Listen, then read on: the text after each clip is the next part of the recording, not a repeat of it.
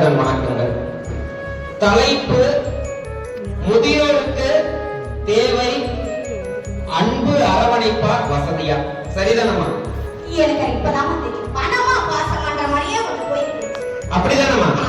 எதிர்த்தரப்புல சொல்றாரு பாருங்க, குழந்தைகிட்ட அழுதுச்சுன்னா காசை கொடுத்து அழுகாதப்பான்னு சொல்லுவியா, இல்ல அங்க உட்காந்து 5 நிமிஷம் பேசுவியான்னு கேட்கிறாரு.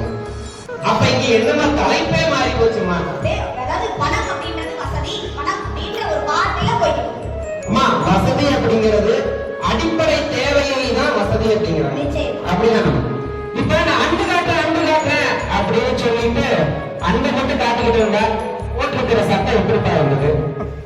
சாப்பிடுறதுக்கு சோறுமா? கண்டிப்பா. அப்ப அந்த அண்ணன் நினைத்து இருக்கிறது வசதி தானே நினைத்து இருக்கிறது. படுத்து தூங்குறோம், வீட்டுல படுத்து தூங்குறோம். நமக்கு 3 அடிப்படை வசதிகள் சொல்லி தந்திருக்காங்கம்மா. அம்மா, எங்க படிக்க ஸ்கூல்ல எல்லாம் எங்களுக்கு என்ன சொல்லி கொடுத்தாங்கன்னா, அடிப்படை வசதிகள் 3 சொல்லி கொடுத்திருக்காங்க. உண்ண உணவு, உடுத்த உடை, இருக்க இருப்பிடம். ஐயா, நான் அன்பு காட்டுறேங்கயா, சோறு கொடுங்க. கிடைக்குமா? எங்கேயாவது போய் கேட்டு பார்த்திருக்கீங்களா? சோறு கிடைக்குமா? யாரு தெரியும்? வெளியே போ சொல்லுவாங்களா, சொல்ல மாட்டாங்களா? இப்ப ஒரு திருமண நிகழ்ச்சிக்கு போறீங்க, யாருன்னே தெரியாது. ஆனா முதியவர், அவரோட முதியவர், உண்ண உணவு இல்ல. அந்த மண்டபத்துக்குள்ள போறாங்க.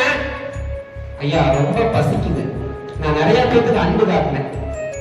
யாராவது சோறு போடுவாங்க? சோறு போடுவாங்க? போட மாட்டாங்க. போட மாட்டாங்க. நைட்டு தூங்கணுமா? தெருவில் கொடுத்து எத்தனை பேர் தூங்குறாங்க? கரெக்டுதானே?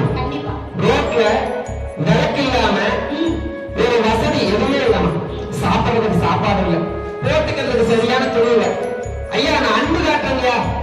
அந்த முதியவர்கிட்ட, ஐயா நான் அன்பு காட்டுறேன்னு சொல்லி நின்னா அந்த